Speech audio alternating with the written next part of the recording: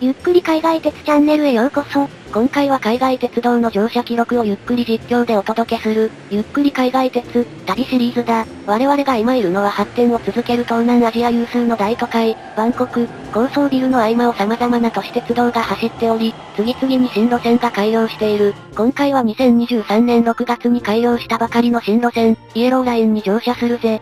すでに運行されているバンコクの都市鉄道には第3機乗方式の高架鉄道や地下鉄、国鉄に並行して走る架線電化方式の鉄道、ゴムタイヤ式の新交通システムなどがあるけど、新路線はどんな路線なのかな？イエローラインはタイ発のモノレール路線だ。日本の都市ではしばしば見られるモノレールだが、世界的に見るとかなり珍しく、東南アジア全体で見てもマレーシアのケールモノレール、シンガポールのセントーサエクスプレスに次ぐ3番目のモノレール路線となるぜ。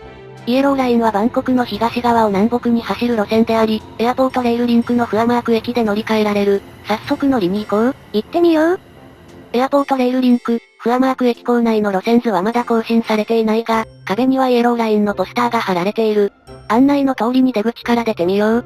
イエローラインのフアマーク駅までは500メートルほどの距離がある。歩行者用の通路が整備されているわけでもなく、乗り換え駅としては少し不便だ。途中、エアポートレールリンクに並走するタイ国鉄東線の踏切を渡ることになるぜ。ちょうど列車が来たね。日本製気動車、JHN、NKF 型で運行されるチャチューンサオ発バンコク行きの普通列車だ。バンコクの街並みが目まぐるしく変化する中でも、タイ国鉄は昔ながらの非空調列車なんだね。踏切のすぐ近くには国鉄のフアマーク駅がある。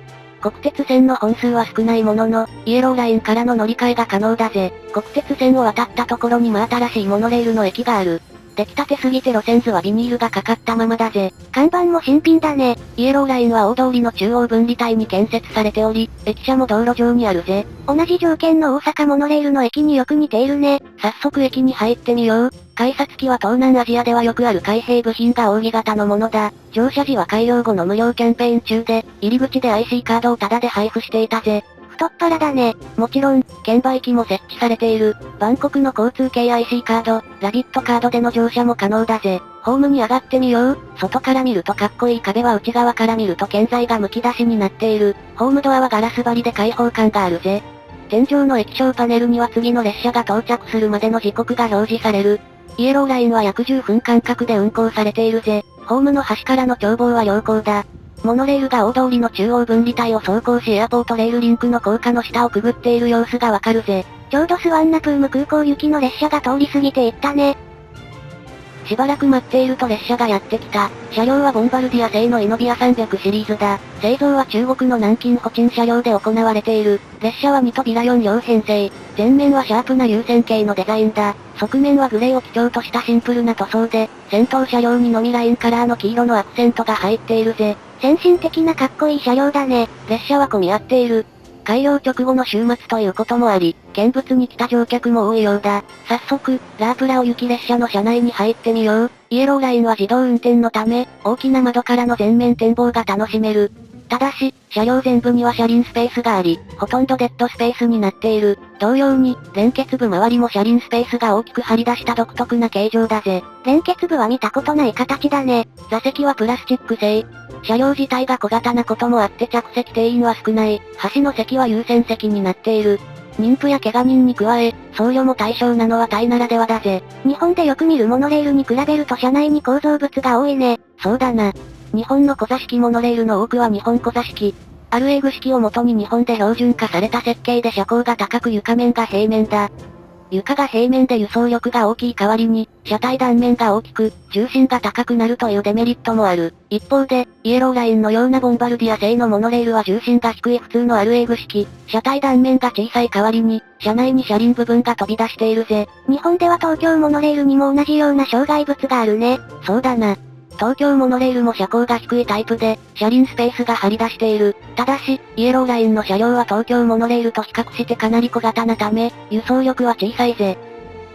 ここからは運行中の車内の様子をお届けしよう。今回は2023年6月12日に開業したばかりの北川延伸区間、フアマーク、パーワナー間の列車に乗車するぜ。行ってみよう。フアマーク駅を出発するとすぐ、エアポートレールリンクの高架の下をくぐる。車高の低さを活かし、天井スレスレで通過しているね。フアマーク駅が乗り継ぎが不便な駅になってしまったのは、高架線同士で駅を近くに設置するのが難しいのが原因だろう。イエローラインは高い位置を走っているため、車窓からの眺めは良い。今通過しているのはバンコクを東西に流れるプラプーナム運河だ。船がいるね。狭い運河ではあるが、長細い水上バスが高頻度で運行され、通勤に利用されているぜ。詳しくはこちらの動画を見てみてね。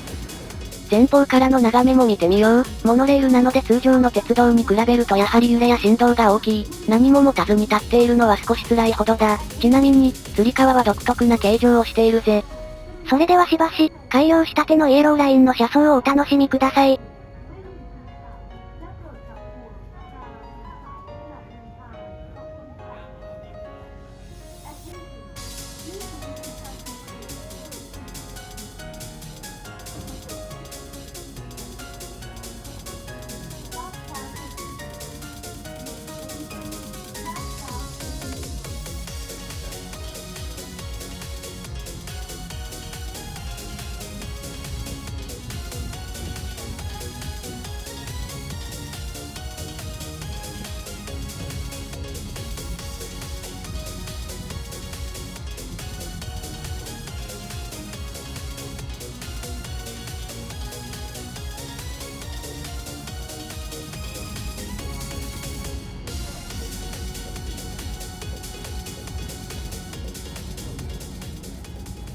出発から約25分、列車は終点のパーワナー駅に到着した。隣の駅は MRT ブルーラインと乗り換え可能なラープラオ駅だが、乗車可能な区間はここまで。取材時点ではパーワナーより先は列車は運行されているものの乗客を乗せての営業は始まっていなかった。無人のまま列車が出発していくぜ。モノレールの下を走る道路は朝夕の渋滞がひどいことで有名だそうだ。イエローラインの改良により渋滞の改善が期待されるね。